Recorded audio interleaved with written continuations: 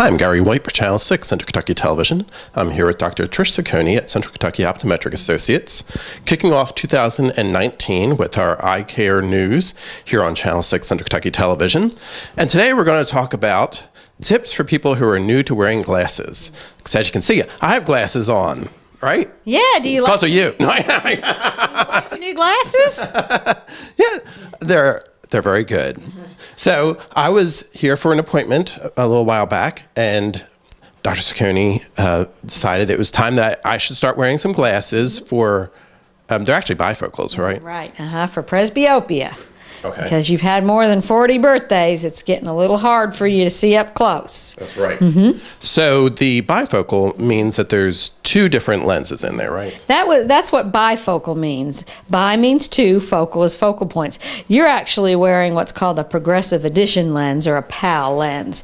And it has really an infinitesimal, that's a hard word to say, an infinitesimal number of focal lengths through it. You get a smoother transition from the distance part, which is the top, to the reading part, which is in the bottom, and the middle part of your lens is for stuff kind of out here like your cell phone, a computer, and you kind of have to learn how to find that spot in there. So there is a learning curve that's involved with anybody who starts wearing glasses. Absolutely, absolutely.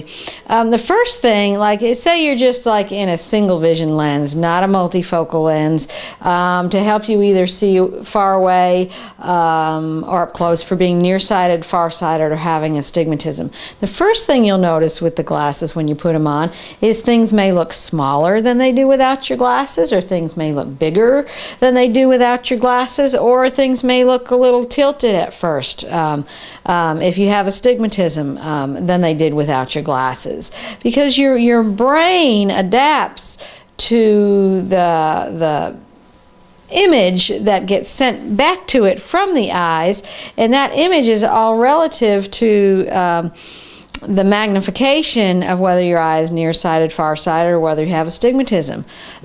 Say like when you have astigmatism, if your astigmatism can make things look stretched this way, or it can make things look stretched this way, or if it's oblique, it can make things look kind of tilted.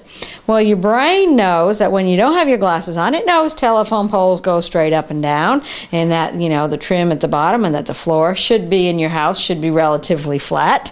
And so your brain makes a perceptual unconscious adaptation to everything that you see.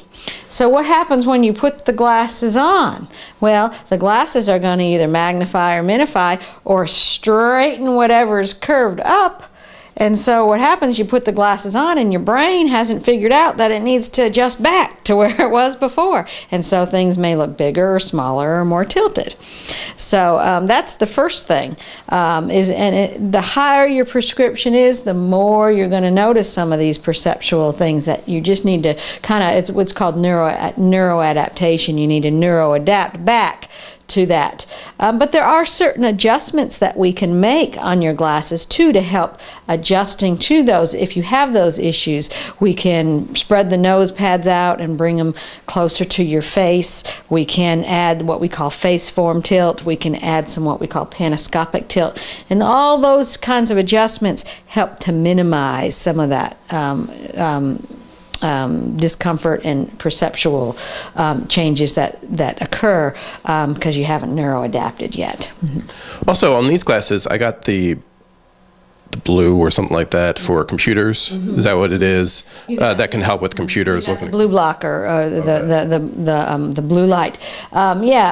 Blue light up to about 455 microns, that we call it visible blue light or harmful blue light, is it comes off from fluorescent lights. We get it from the sun, and we get it off of digital screens. And so you can get filters in your lens that will help to reduce some of that blue light and reduce your exposure, because we think that blue light is contributing to macular degeneration, and we don't know for sure yet in some of these because we haven't had enough studies, But the younger generations who are spending all this screen time are going to be more prone to macular degeneration because of their cumulative exposure to blue light over the years, much more than someone of my baby boomer generation has been exposed, because we didn't have computers when I was growing up.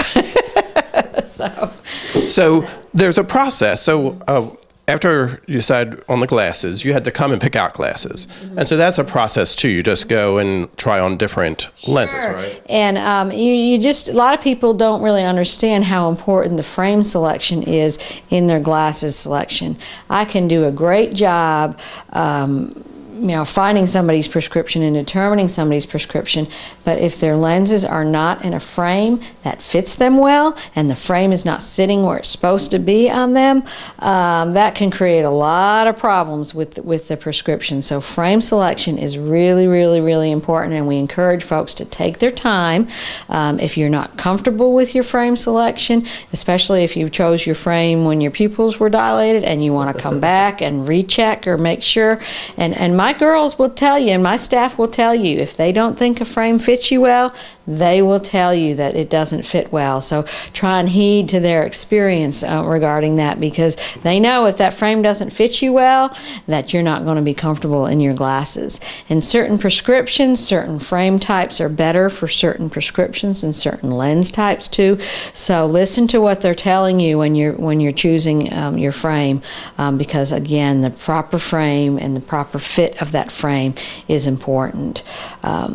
Getting used to multifocal lenses is a challenge for everybody. Not only do you have to neuroadapt to different changes in magnification from the top of the lens to the bottom of the lens, but you have to neuroadapt to some distortions on the side of the lenses too.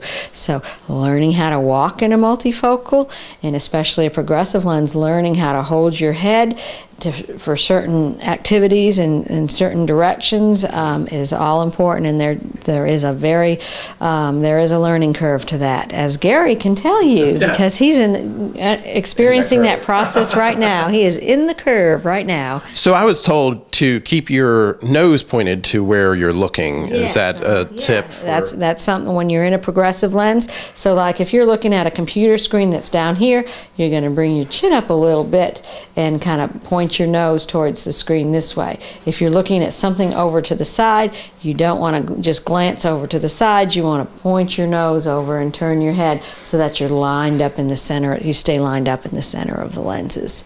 And that's what they said for driving as well. If you are driving, not to just kind of glance, to actually move your whole head. If you like to drive with your head back on and you're wearing a progressive or a multifocal lens, and you like to drive with your head back on the headrest like that, well, when you do that, what's going to happen is that progressive lens or that multifocal is going to come up in your line of vision, and your distance vision is going to look real blurry.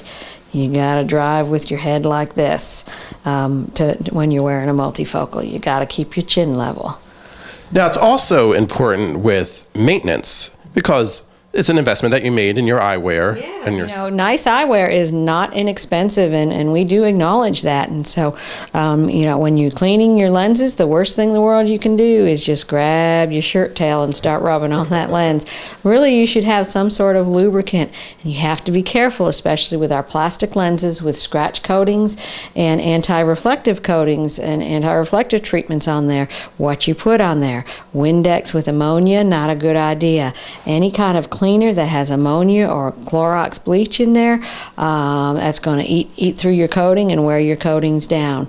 Don't use tap water. What do we have in tap water? Chlorine bleach is in tap water. It will eat through your coatings and degrade your coatings and your treatments. So you want to use a nice cleaning cloth. We sometimes will recommend, if all you've got is a tissue or a Kleenex, be very careful. Make sure it's really a soft one. Don't rub real hard, and make sure it's not one of those that has lotion in it, because you know what you're going to do if you put a lotion. You're going to smear those lenses, and I'll tell you, that lotion's hard to get off. We'll use we'll use a little alcohol sometimes to get that off, but you don't want to use acetone on your lenses. You just have to be really careful. So when you get a pair of glasses here, we'll give you a a little bottle of cleaner, and hold on to that bottle. Those free little bottles we give out, you can bring that back in. We'll refill it for 50 cents. The big bottles that you buy for $3, we'll refill that buddy for $1 for you. So, use your cleaner and invest in a little cleaning cloth. If you do get an anti-glare coating on your lenses, we'll give you a cleaning cloth to go with those. And a lot of the frames, you'll see in the frame thing, there's a little cleaning cloth that comes in the frame case too. So, and just don't rub them dry. Don't use tap water. Don't use anything else. A lot of people get from some pharmacies, Walmart, and those kinds of places, those tissues that have cleaner on them. Oh my gosh, some of those are horrible at degrading your lens surface. So don't use those either. They're not a good idea. So make sure you use the proper equipment to keep your lens. And if you have any questions, just stop on by and we'll be happy to fix you up with what you need. Now, how often when you first get your glasses, how often should somebody wear them to begin with? It depends on the situation. Some folks will say, put those babies on and don't ever take them off unless you're going swimming or sleeping or taking a shower or a bath. Other folks, it's wear as needed. So it's really variable depending on your own situation. And how long, just as an estimate, does it take for the adjustment normally for traditional? Again, that's variable. Some people put their glasses on, walk out of here, and never have a problem. Other people, it may take a good couple weeks. But we say, folks, don't struggle. If you're struggling, let us know, one, that you're having a problem, because sometimes it's just a little tweak with an adjustment that will help you adapt a little better. Two, we're going to recheck everything. Your glasses, when they come in from the lab, we check the prescription, we put it in the lensometer, and we recheck check our measurements, and we do check to make sure that everything is in order. But I'm not going to say that 100% the time, every time, we don't miss a small error or a transposition error or something like that. So first thing is, if you're having trouble, one, let us know. Two, if it's a persisting problem that we can't fix or doesn't seem to get better by just making an adjustment, then we're going to bring you back to the exam room and we're going to re-examine, see if there was an issue, during the exam, and we're going to kind of work backwards and say, this is the prescription we ordered, and put them back in the lensometer, recheck all the measurements, and just really recheck everything to make sure we can't find the source of the problem. So we don't want anybody running around having trouble for an extended period of time. We do tend to say, it does take a couple weeks to especially learn how to use a multifocal. But again, if you suspect something's wrong, just don't hesitate to come on in and let us know, and we'll work it out with you. And also, it's like you're going to new areas, you have to try them in all the various different spots you go to as well. Absolutely. They're just different, And again, it's very different when you're in an exam room and you get your prescription in the exam room. Well, the real world is very different than just sitting in a little half light exam room.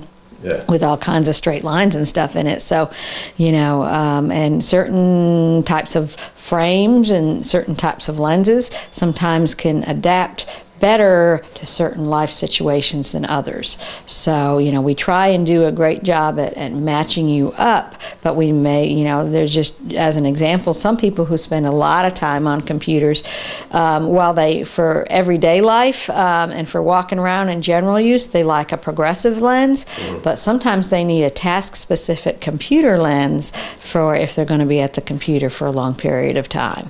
So, for those people, sometimes 2 pairs of glasses. So, for folks who do a lot of sports or activities, bike riding, climbing, they might have a pair of glasses for everyday use, but for that specific activity, we may take the bifocal out for riding a bike, or we may, for someone who does a lot of crafting or knitting, we may make a pair of single glasses for crafting or knitting, or another one I do quite often is folks who play the organ and piano. For those folks, sometimes I'll make a task-specific pair of lenses for that task. So, 1 pair of glasses, very few of us have 1 pair of shoes. We've got our running shoes, our mucklucks for, tromping around in the mud and the thing. And, we certainly aren't going to wear our church shoes out in the mud and out on the farm. And so why would folks think that just 1 pair of glasses has to do it all also? Right. So you may have your first pair, but it may be the first in a series, right? Well, sure. And then you come in each year for your exam, and then there's possibility for adjustments at that point too. Sure. And anytime, even midterm, if it's not time for your exam, but you're finding something that you do, or you get a new hobby or something that you like, and finding a need for something different, there's nothing that says you can't come in and let us know what you're thinking or what you're doing or where you're having trouble, and we might have a solution for you. Scuba divers, folks who are, I'm getting ready to go on a vacation and I'm going to be snorkeling. We have very often we can do scuba masks, we can do swim goggles, we can do all kinds of things like that too. So that's great. And it's all available here at Central Kentucky Optometric Associates with offices in Lebanon and Springfield. And you can get all your eyewear from them. And what's the phone number for us to call to make an appointment here in Lebanon and Springfield? Lebanon is 270-692-1871. In Springfield is 859-336-9388.